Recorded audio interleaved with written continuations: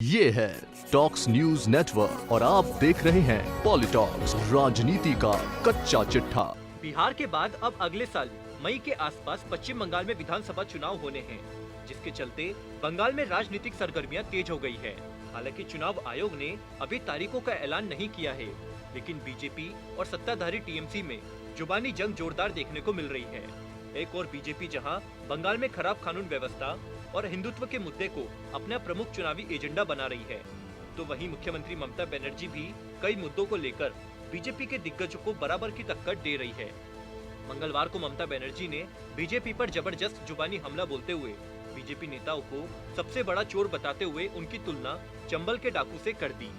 बंगाल के जलपाईगुड़ी में एक जनसभा को संबोधित करते हुए ममता बनर्जी ने कहा कि बीजेपी से बड़ा कोई चोर नहीं है, वे चंबल के डकैत हैं।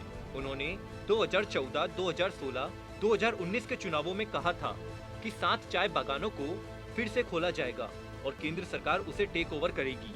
ममता ने आगे कहा कि अब वो लोगों से नौकरियों का वादा कर रहे हैं, बीजेपी के वादे झूठे हैं, साथ ही वो जनता को धोखा दे रहे हैं। सीएम ममता ने उत्तर बंगाल में कम सीटें मिलने पर भी नाराजगी जताई।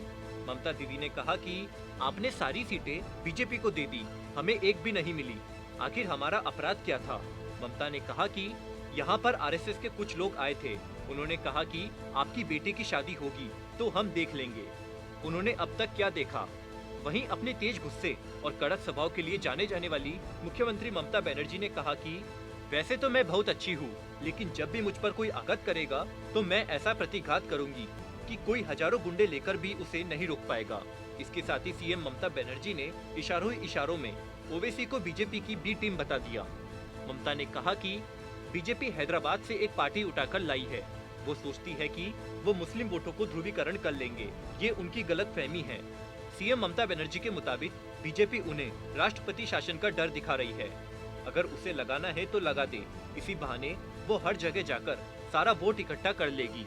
आगे सीएम ममता ने सभा को संबोधित करते हुए बीजेपी के ऊपर बड़ा आरोप लगाते हुए कहा कि भाजपा ने दंगों और समुदायों के बीच नफरत का धर्म पैदा किया है। ममता ने कहा कि भाजपा के राष्ट्रीय अध्यक्ष जेपी नड्डा के काफिले पर हमला नहीं किया गया और आश्चर्य जताया कि दोषी ठहराए गए अपराधी उनके साथ क्यों थे। ममता बनर्जी ने यहां आयोजित रैली को संबोधित करते हुए कहा कि अगर भाजपा और केंद्र सरकार सोचती है कि वे केंद्रीय बल यहां लाकर और राज्य कैडर के अधिकारियों का तबादला कर हमें डरा देंगे, तो वे गलत सोच रहे हैं। केंद्र हमारे अधिकारियों को तलब कर रहा है, कोई भी उन्हें या उनके काफिले को चोट नहीं पहुंचाना चाहता था। ममता बनर्जी ने आगे कहा कि उनके काफिले में इतनी कारें क्यों थी, दोषी अपराधी उनके साथ क्यों थे। जिन गुंडों ने पिछले वर्ष ईश्वर चंद विद्यासागर की प्रतिमा तोड़ी, वे भी नड्डा के साथ थे। इस तरह के गुंडों को खुला घूमते देखकर लोग क्रोधित हो गए। मैं केंद्र को चुनौती देती हूँ कि बंगाल में राष्ट्रपति शासन लगाकर दिखाए। आपको बता दें, 11 दिसंबर को बीजेपी के राष्ट्रीय अध्यक्ष जेपी नड्डा के काफिले पर जोरदार हमला हुआ था।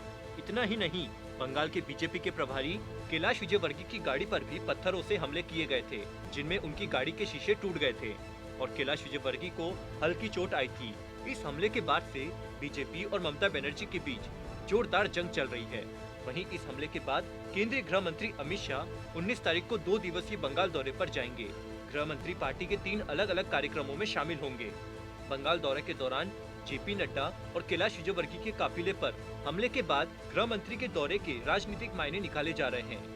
सूत्रों के मुताबिक गृह मंत्री बंगाल चुनाव के मद्देनजर आने वाले महीनों के 2 दिन बंगाल में ही बिताएंगे। पॉलिटॉक्स ब्यूरो, दिल्ली। ये है टॉक्स न्यूज नेटवर्क और आप देख रहे हैं पॉलिटॉक्स, राजनीति का कच्चा चिट्ठा।